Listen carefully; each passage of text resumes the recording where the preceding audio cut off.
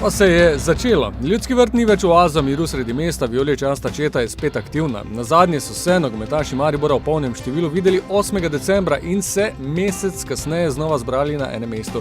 Prva skupina igralcev je sicer trenirala že od 2. januarja, od sredinega do poldneva pa so zimske počitnice uradno končane za celotno moštvo. Tudi vsi preostali igralci so se po dogovoru pojavili na prvem skupnem treningu. Projekt Pomlad 2013 je s krajšim uvodnim nagovorom trener Darko Milanič predstavil ob sestanku v slačilnici. Potem se je pristopilo k začetnemu poglavju priprav, ki so že natančno opredeljene. Lahko bi rekel, da končno smo spet skupaj. Mislim, da smo si vsi zelo želeli spet dela. Kar se tiče samih priprav, bomo slabe 3 tedne v Mariboru. Upam, da bomo imeli take pogoje za delo, kot jih imamo danes, ko je res vse optimalno. Potem odhajamo za nekaj dni v Moravske Toplice in pa 14 dni v Turčijo. Priprave bojo relativno dolge, daljše kot so poleti in vse z namenom, da bi jih odlično obdelali, da bi naredili dobre temelje za celo leto.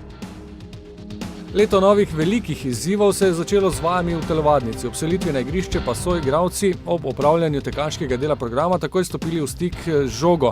Da je delovna vnema na visoki ravni, ni bilo vprašljivo. Igralci so se vrnili v ljudski vrt spočiti in z novimi motivi. Zbor moštva ni postregel s presenečenji. Zasedba ostaja nespremenjena, odhodov ni. Uvodnega treninga se je udeležilo 32 igralcev, med njimi tudi vsi trije novi člani, Nusmir Fajić, Matija Smrekar in Nejc Mevlja, ki so v prejšnjih dneh že prizadevno vadili s prvo skupino. Znani obrazi imajo tudi v novem tekmovalnem obdobju istega kapetana. Ekipo je iz slačilnice popeljal Marcos Tavares, ki se je vrnil z obiska pri družini v Braziliji in je prav tako že od prvega dne v polnem zamahu. I'm very happy to be here in Maribor, in Slovenia. My feeling in Brazil is my home is in Slovenia, is not in Brazil. Brazil just for holiday, and I'm very happy to be back in my hometown, in my house, and to start training here.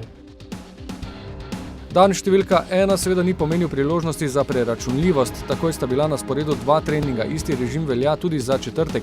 Cilji so visoki, temu primerne so aktivnosti. V kolikšni meri se bo zdajšnja podoba ekipe še spreminjala, bo znano do konca meseca. Ne bo pa se spremenil načrt, po katerem se po vadbi v domačem okolju ekipa seli med osrednjim delom priprav v Turčijo. Pot v Antalijo je predvidena 2. februarja.